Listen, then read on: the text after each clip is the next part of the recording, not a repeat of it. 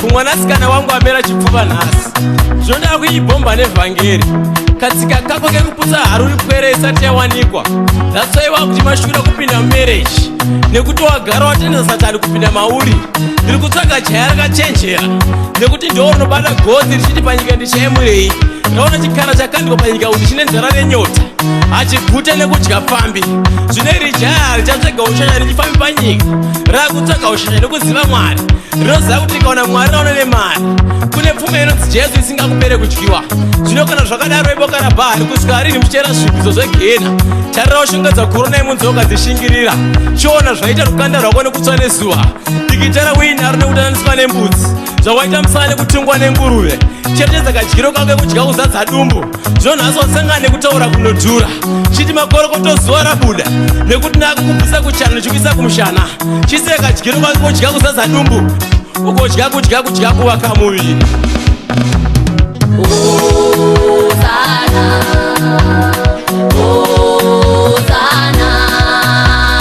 Vakuru navadikidza venzenda. Hapana chadzora mumwe. Nhamo dzenyika handidzimiriri. Ichipita sara wega. Ndave kuenda nyika yezororo. Ndichaenda ndotiwo sana. Pfungwa dzvuku totiwo sana. Tave murenje totiwo sana. Tochemana totiwo sana.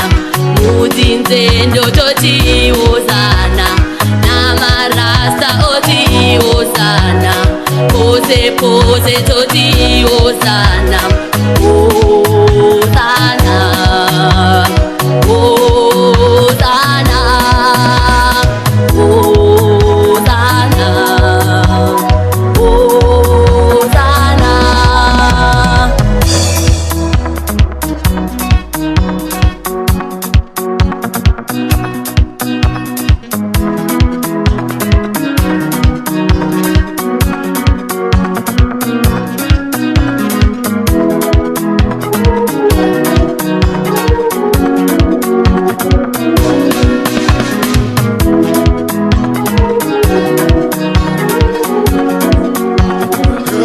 Hosanna.